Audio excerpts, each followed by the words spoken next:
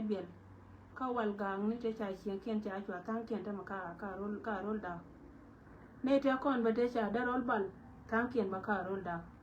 che ngai chi duor che we ka ma be ke la we chi gar we ka ma ba ka re chi ga nyur chi gare chi ga nyur cha we ba ne le de cha wo kon na te la kono be re do ar me ba ne wona ba na roi ka gare jene ku yen le lingan wo jen point de chi kor pa cha ngai dan ka war chu ka jen kan ga tien da dia na ka yai dit ke na mani cha bam ni chu go gwa de da te wur me chal ke da wi lo ko la commissioner la dung espele mai wo dung wurur chu go gwa te tin cha je ba ne ke ji kamal ko kontine go ro ba na ni ko gwa men te ma jen gwa na na ku ga da te tin jen gwa ta ga tin ka nya bela man na ga bal men dong dien ba dor dide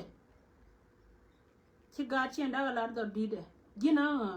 chai bi je bi jen ka wurur rong tin ka rong commissioner da dien ba rong tin wurur bi nyur ku kel bi ta commissioner ni ci ka gar kor galwa mo ga wolu njaw bi nyur ku kel bu wi ba temal ba ga nyur ci da wi lo le ngan nyal kana jongan ba chaba ko kor ba kamal ba ka ko wogan point da ba lo gal ni ka te kon ko ai go medan kana ji la chinga kel ka counties kon dang raw wa de dan e chin ni ai go tin karo ade ador michal ke ngar ka karo akobo andare di de dan tu jo chin char kon chin ka mal anti man magala mal nyangon an gwale bare dan counties kondaro titi nyanga ka ayo kana ji misi alar na yen ga da ba wa nyor gwa na ngora ala wo chi o te kamal cha gu yene ko ni chal ke di lo ka cha rai linga won chal ka da wi lo me kwa lo gu go dong de la gwan kur me cha rai chi ling chi gare chi gien ni ma cha ling on ne ko ni chal ke chi nyar ko ite kel ke won chal ke ti ta kel ke won chal ke bol ma kui Kyoto kamala chichi ndawa ma wobi wurma chalka dawi lo be nyur ci garara benni ka jube ka wurma chalka ma bodo le malar je bi ne to kon chalka ji ay wobi ko woni dok jali ngena temi ton me ci lan manan men ci garara me ci ben goda ci bentin ci bona ko ci ko jen kana neka tin gorga je ba dor ba daken mano ga anti male nya ko da man maga mama da male shikana wonen wojen panken de kana won sha ka chunya kama joy ga ka jaw ngala ye histor na me ko yen wori tin ko na la ko dien ta me pin doran wana mo shiga chop ka mi je mi sha lugo mo wa action wana ga kane tin ko na ko tin ko kamal ne to ko na ko kamal tin mo action wana bu ngwane ti bi je no wolle na karai ka social media ko kona wolu nja worun ajante men to de ci alen manan yen wori dial wi mon ke le wo ci to pur ton men ci gari ci ji na la go ken wa tag la de ken ta yo nyaka ma joy ka jaw so sanga tin dial tin kona krodien ray doar ba ka lo yerun jen gwa dum ti ma de ya update ke jamo ka ci rada tes ka nay tin kona inshal ka ga da an ci rada tes ka ku mes fele mayo nganya ndo pal si wo kwa sapo ne swele mayo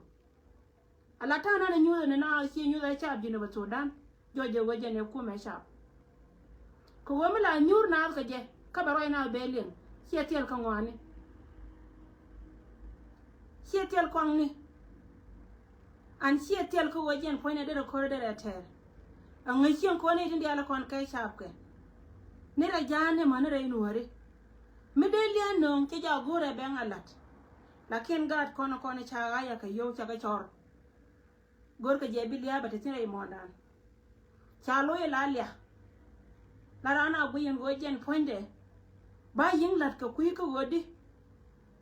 ka kui ka gogan ponde ba ngolya wurjanga men ku kala haya soray me gore jebi ata ngaitin antile de teba ka commissioner honorable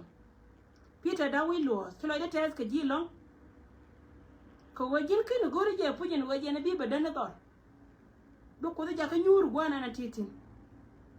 an chi la te ba ke de mbor min chi chon kel kana itin kon la ji chunga wi ka won nyam ka gang doar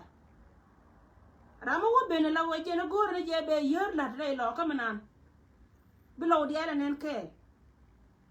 cheme chi na kon dia tin kon tin chal ke ji chenga ta me cha ne na ken marai kana ga wo ti la re dan jang ka marai kana ga wo ne din dia la kon ga ken gar ken tin kwa la gor ba nya ko jo ka do re nyele ti la re dia rama te gat ti la rama te man gwanan an ti la rama te gat nyiman ka ti rama te gwan me doang lakin ga do atin kono che loy dien chela kele ne menan we gwa we jen bana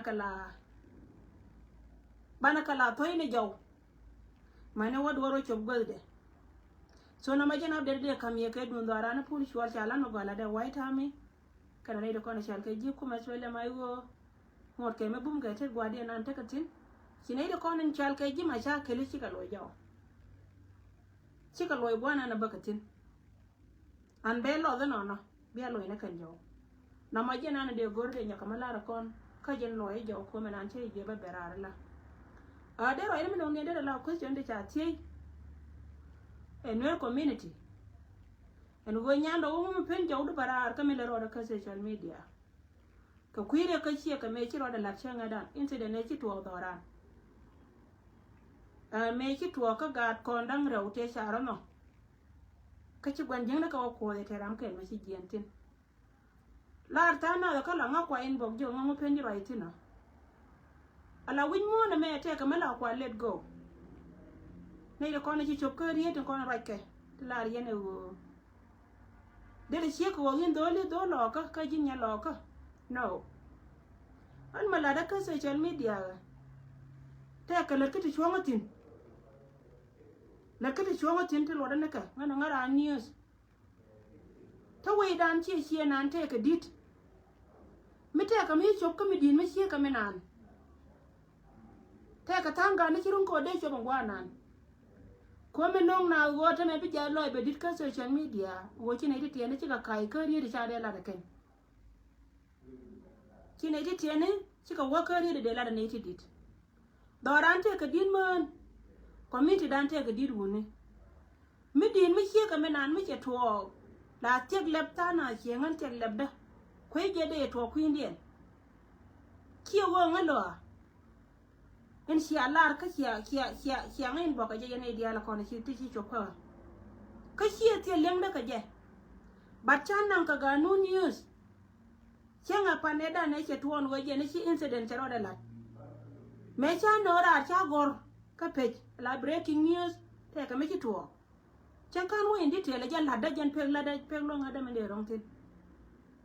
so che bera che bit ka kui ka we je ne ti hira me ye lo akara me ye je kai no kane da ro do kon ga jishin ngan ka ngane da ro do kon cha ka da duan ke na ga tin kon chal ka ga din hay ka kel cheng na mala ro na ro de ka juni na ka ma da ka joran ko ken ga jishin tira ram kel me de wor kara me de pal dung do wol leb la tiege yen community ke le te ka me chira rong tin chi ngan te de rong tin aroy lat ke dit kon din mana tin dit woniatin jen be community dan ba kula te kamala mete karama waka ay karama dit ba lon kama ba control arame dit men non gen ngan ngai hiega dan si kien ngai je go la community na ne cha kwentin mo wo rai ngan de roi go che de roi la rami me bam ne je la nyiman social media nga nyiman social media kaje nga nyiman chang ko kon chi ne chen kel ka community na ne adaptin ngai go ka dial kan community ke liu min adaptin ka che tin today tira ram kel mo kweri jog da duor kan ne tin ko ne cha da ma ne cha dol nan cha da ba kel dum na jero la pirka sie ka mela kwen ka nyala sie ku kwen changa dan dor gwa dwan sie kula nanga sie nang rei do ara na ko me cha do le madapti cha de wona ni ga dwan ka go nyam na cha de wana ga dwai a jen chieg la che chang de mi te ka re ma chi tuo ka je la che chang de la kana mut a be chaw de be na chi nyama nan che liu ka je a won ma chi be na jen cha la nei dang rew ti chi dap ti de de tuon wa jen pan kien ma kan gwan jen ramat ka me la ro de chop ka da na nyama nan che liu ka je nyama nan che liu ka je a won ma cha won je an family me ka me cha la ka cha an go be tuo ka nyama cha nya tam ku bulu no go gan point le be tega tin dia la kon lat ke anay dia la kon ti roi jena pen ngaro ay na mo teg leb da ka ngay na ngay ni nyame ka ngan ba jet loy da ka ta na ngay ni nyame so ngan cha roi pel ka jen ku ka me sia ka wona ka cha moy ka ku yana dia la kon dung no go gan ba ya kamat ba sku ma te mi di me sia to ma sia ka na mo la pan na je dit kon te ka me sia ron ka roi ma la goy ke la pan na je dit wai ka ma ni je dit ba mi te ke dit me to chuan me sia bara chwara ja gore wo je na bia ma na ra jode bia ra wa da ka pe je na da sia na mo ka je na no kulo to ko kon ta ma kon wore go la o kon ta po na mi je community dan me de te mal ka pa daro la chama pa ne na dia la kon cha ya gwan jeng ko te ka ne ri gwan jeng ne cha ka ya ga community dan ti la joy ga no gwa me te ka me je ni ma che te ka me ton me chi to bi ka barar ka je na na ba chola ne je ana mo jen ta la yana li mo gwan jeng aran gwan jeng ne aran raidan kon community di de me che moy ka ne ti ba shum ka che moy ka ne tin kon ba ne jeglin ka tok dien tin ba doran ba kula ngar ka je gwan jeng ne ga ni yen dit we me te mi la to la kana je ka pes ko jen poinde bia luk bia karede an bia gad ba bia ka stop loy na ka ta mi chalo go bia gad nyo go te mala lat ke ne ti dit kana mala lat ke ne ti tiene so gwa ma jen gwa na de ad ba de peltin ka yene dia la kono siang en bo ko chi ne ti wan chi ka ya ke ta na chi ka ai chi ka roi de yene go ye puch en go jen lo da na mo so ngan tele ma nangati ay du nen ti dit kamen ci roda lat e won ka gwan jeng changi wo gwan jeng ni mala rod so ta to ka kana kono be ka ngara from today shunga nya ko gor mi si ka biya bu ci roda moy ko ku no terong tin ana kon mala te kel ka ne dial tin kono ci yi ken ci ka kai ka kama pin ka ko tele ma kana la da cha mila pen gwelde tele makana la dan cha mila pen gwelde makana goro waje na betuwa shan kera moy ka dai ka mai mi ce pe ka dai ti ba do dere dir lakin mi ci won mi ci ga menan ce ben no kero ay gor ka community dan goro na gwai goro na palpin an gor na go bana wo ka family mi ci nay dang raw ka los ke ko ne gen mete ka ti gina ta me gutti liuba kanda raw di ci ke liu ramna na te ka mo chere kana ramta ra kanda raw di ci ke liu am gor go gen de na go ne ja ka da pa lo kon ka de na go ne ja ba wo